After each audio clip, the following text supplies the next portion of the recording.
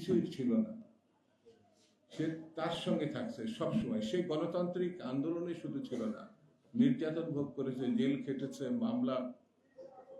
আমি তার প্রতি শ্রদ্ধা জানাচ্ছি, সম্মান জানাচ্ছি এবং আল্লাহর কাছে প্রার্থনা করছি আল্লাহ যেন তাকে বেশ নসিব করে। বন্ধুরা, বাংলাদেশে এখন একটি সংকটকাল সময় অতিক্রম করছে, ক্রান্তিক কাল অতিক্রম করছে।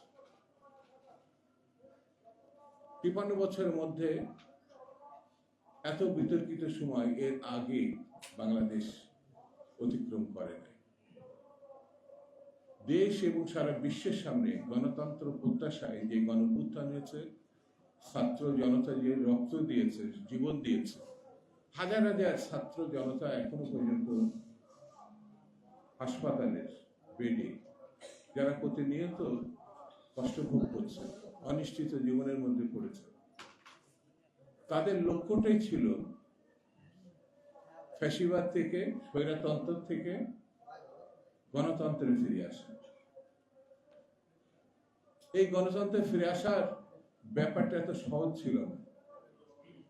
দীর্ঘ ১৭ বছর আন্দোলন, সংগ্রাম, লড়াই, সেই লড়াইয়ের শেষ ইনিংসটা ছিল ১ মাসের চূড়ান্ত আন্দোলন। সেই আন্দোলন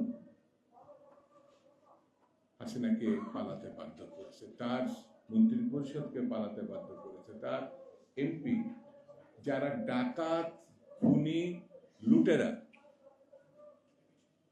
এই আওয়ামী লীগ চূড়ান্ত ভাবে পরাজিত হয়ে পালিয়ে গেছে। এই পালিয়ে যাওয়ার মধ্যে দিয়ে গণতন্ত্রের সম্ভাবনা দেখা দিয়েছে। সেই গণতন্ত্রের উত্তরণের জন্য এখন খুব জরুরি হচ্ছে একটি নির্বাচন, জাতীয় সংসদের নির্বাচন। এদেশের মানুষ ৩টি ভোটে কখনো ভোট দিতে পারেনি। যার বয়স ৩৫, সে কিন্তু এখনো একবারের জন্য নির্বাচনে অংশগ্রহণ করতে পারে নাই, ভোটও দিতে পারে না। সেই সম্ভাবনা দেখা দিয়েছে। নির্বাচিত সরকার আসলে জবাবদিহিতা থাকে, মানুষের কাছে তাকে যেতে হয়, মানুষের ভোট যেমন নেয় ঠিক তাকে অঙ্গীকার করতে হয়। সেই অঙ্গীকার যদি সে পালন করতে না পারে, তাকে একজন কৈফিয়ত দিতে হয়। সেই জায়গায় জাতীয় সংসদের নির্বাচনটা জরুরি। এই কারণে স্থানীয় বিষয়টি অগ্রগতি করতে হলে, এগিয়ে নিতে হলে, স্কুল বানাবো, রাস্তা বানাবো, মন্দির মসজিদ বানাবো, মানুষের জীবন ধারাকে আমি পরিবর্তন করে দেব, সেখানে একটি সরকার দরকার। একটা ইউনিয়ন কাউন্সিলের চেয়ারম্যান কোনো না কোনো কারো না কোনো শক্তির প্রত্যাশায় সে বসে থাকে। আমি তাকে নির্বাচিত করলে মানুষের সেবা সে দিতে পারবে এমন না।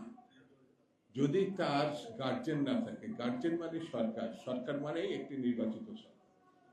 আমি সেই জায়গা থেকে সরে গিয়ে নিচেরটা শক্ত করলাম, কিন্তু তাকে হাতকে শক্তিশালী করার জন্য যে গার্জেনের দরকার, সেই গার্জেন সিলেক্ট করে দিলাম। এই জায়গায় এসে আমরা দাঁড়িয়েছি। বন্ধুরা, আমি চাই যে খুনিদের বিচার দ্রুতালয়ে বিচার হবে, সাজা হবে। সেই জায়গাটাও কোনো সময় আমরা লক্ষ্য করছি একটু ঢিলার ব্যাপার আছে। তবে সরকার উদ্যোগ নিয়েছে, বলেছে তারা এটা করবে, আমি খুশি। কারণ আমরা এই সরকারকে সমর্থন করেছি, ডক্টর মোহাম্মদ ইউনূসকে সমর্থন করেছি। দেখবেন এক ধরনের বিশৃঙ্খলা তৈরি পরিকল্পিতভাবে চেষ্টা হচ্ছে। যদি বিশৃঙ্খলা হয়, নির্বাচন হবে না। নির্বাচন না হয়, তাহলে ফ্যাসিবাদের উল্লাস আমাদের আবার হয়তো দেখার প্রয়োজন দেখা দিতে পারে। সেহেতু যে কোনোভাবে জাতীয় ঐক্য, বিশৃঙ্খলা বাদ দিতে হবে। এটা যদি বাদ দিতে না পারি, তাহলে ষড়যন্ত্রকারীদের হাত শক্তিশালী। সেই জন্য ছোটখাটো বিষয়গুলোকে পরিত্যাগ করতে হবে। রক্ত যারা দিয়েছে, আমি তাদের রুহের মাগফিরাত কামনা করি। আর যারা এখন অসুস্থ, আমি সরকারকে বলি সেগুলো দেখতে হবে, খুব দ্রুতালয়ে দেখতে হবে। বন্ধুরা, শুরুতে বলেছে বেশি বক্তৃতা করবো না, শুধু এতটুকু বলে আজকে বিদায় নেব। সেটি হচ্ছে যে কোনো পরিস্থিতিতে বুঝতে হবে বাংলাদেশকে যারা একেবারেই ধ্বংস করে দিয়েছে, অর্থনীতিতে, রাজনীতিতে, সামাজিকতায় তাদের ব্যাপারে ঢিলা দেওয়া যাবে না, কোনোভাবে ঢিলা দেওয়া যাবে না। এই খুনি পার্শ্ববর্তী একটা দেশে অপেক্ষা করছে, সেই দেশ সারা বিশ্বে তার পক্ষে কাজ করার চেষ্টা করেছে, কোনো লাভ হয় না। সর্বশেষ আমেরিকায় গিয়েছিল, আমেরিকার প্রেসিডেন্ট তাকে যেসব কথা বলেছেন তাতে মনে হচ্ছে খুনি এবং খুনির অভিভাবক দুটাই হতাশ হয়েছে, সামনে আরো হতাশ হবে। গণতান্ত্রিক নির্বাচনের মধ্য দিয়ে গণনির্বাচিত যে ব্যক্তিগুলো আসবে তারা হচ্ছে আইনের শাসন প্রতিষ্ঠা করবে, ভোট এবং ভোটের অধিকার প্রতিষ্ঠা করবে। যাদের প্রত্যাশায় মানুষ এখন বসে আছে তারা হচ্ছে দেশনেত্রী বেগম খালেদা জিয়া, জনাব তারেক রহমান এবং বাংলাদেশ জাতীয়তাবাদী দলের অপেক্ষায় তারা বসে আছে। কথা সত্য না মিথ্যা? এত মিনমিনে কারকে বলেন কেন? কথা সত্য না মিথ্যা? সত্য না মিথ্যা?